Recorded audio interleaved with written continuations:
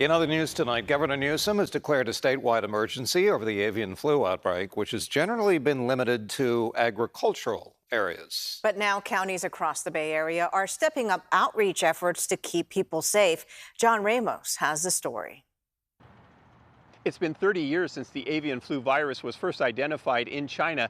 Since then, about 900 people worldwide have gotten the illness, of which about half have died.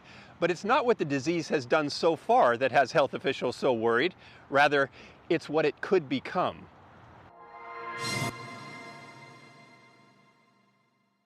It began as a threat to birds in local wildlife hospitals. Shortly thereafter, local poultry farms became infected, requiring the euthanasia of hundreds of thousands of birds. Then there were reports that it had passed into cows.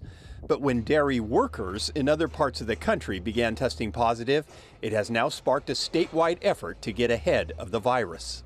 From just stinging birds, it's gone now to affect 50 mammals, including humans.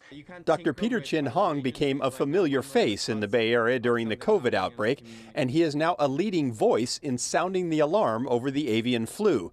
He says the virus is randomly mutating, seeking the genetic key to allow transmission within the human population, with the possibility of setting off another pandemic. Is it just a coin flip of whether or not it's going to mutate into something that's really dangerous for humans, or is that likely to happen?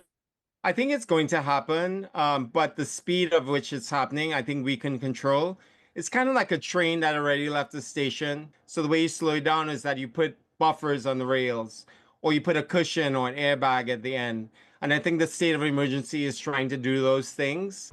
That's why Marin County is speaking up as well. Deputy Public Health Officer Dr. Melanie Thompson says so far they've had no confirmed human infections, but they're partnering with Sonoma County, two areas with a lot of dairy farms, to spread the word about the potential threat. And as we're learning more about the bird flu, we have to remain humble and pay attention and do what we can to protect people. The first recommendation for the public is to get a normal flu vaccination. If someone should be exposed to both regular and avian flu at the same time, it could cause an exchange of DNA that would create an entirely new human-borne virus. It could combine and make a new virus, as we saw with COVID-19.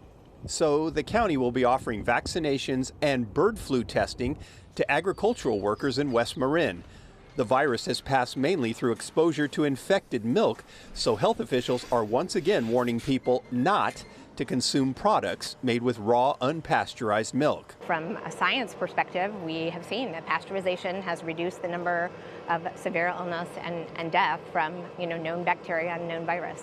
The greatest threat may now come from people, those who refuse proven protections like vaccines and safe food processing. With the virus seeking a way into the human body, the danger may not just be that they could get sick, but that they could unleash an entirely new plague upon all of us.